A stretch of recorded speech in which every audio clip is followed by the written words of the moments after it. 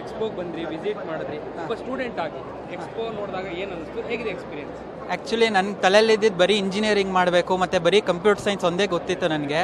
So ಇಲ್ಲಿ ಬಂದಮೇಲೆ ಬೇರೆ ಬೇರೆ ಕೋರ್ಸಸ್ ಬಗ್ಗೆ ಗೊತ್ತಾಯಿತು. ಕಂಪ್ಯೂಟರ್ ಸೈನ್ಸಲ್ಲೇ ಬೇರೆ ಸ್ಪೆಷಲೈಸೇಷನ್ಸ್ ಬಗ್ಗೆ ಗೊತ್ತಾಯಿತು. ಪ್ಲಸ್ ಕಾಲೇಜ್ಗೆ ಒಂದೆರಡು ಮೂರು ಕಾಲೇಜ್ ಅಷ್ಟೇ ನಮಗೆ ಗೊತ್ತಿರುತ್ತೆ ಚೆನ್ನಾಗಿದೆ ಅಂತ.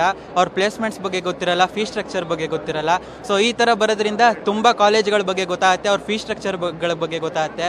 ಆ್ಯಕ್ಚುಲಿ ವೆಬ್ಸೈಟು ಅಥವಾ ಅವ್ರು ಕಾಲ್ ಮಾಡಿ ನೋಡಿದ್ರೆ ಒಂದೊಂದ್ಸಲ ಸರಿಗೆ ರೆಸ್ಪಾಂಡ್ ಮಾಡ್ತಾರೆ, ಮಾಡಲ್ಲ, ಇಲ್ಲ ಮೇಲ್ ಮಾಡಿದ್ರು ತುಂಬ ದಿನ ತೊಗೊತಾರೆ ರಿಪ್ಲೈ ಮಾಡೋಕ್ಕೆ. ಸೊ ಈ ಥರ ಬರೋದ್ರಿಂದ ಡೈರೆಕ್ಟ್ ಅವ್ರದ್ದು ಕಾಲೇಜ್ ಅವರೇ ಇರೋದ್ರಿಂದ ನಮಗೆ ನೀಟಾಗಿ ಕ್ಲಾರಿಟಿ ಸಿಗುತ್ತೆ, ಯಾವ ಕಾಲೇಜ್ ಬೇಕು ಅಂತಿರುತ್ತೆ.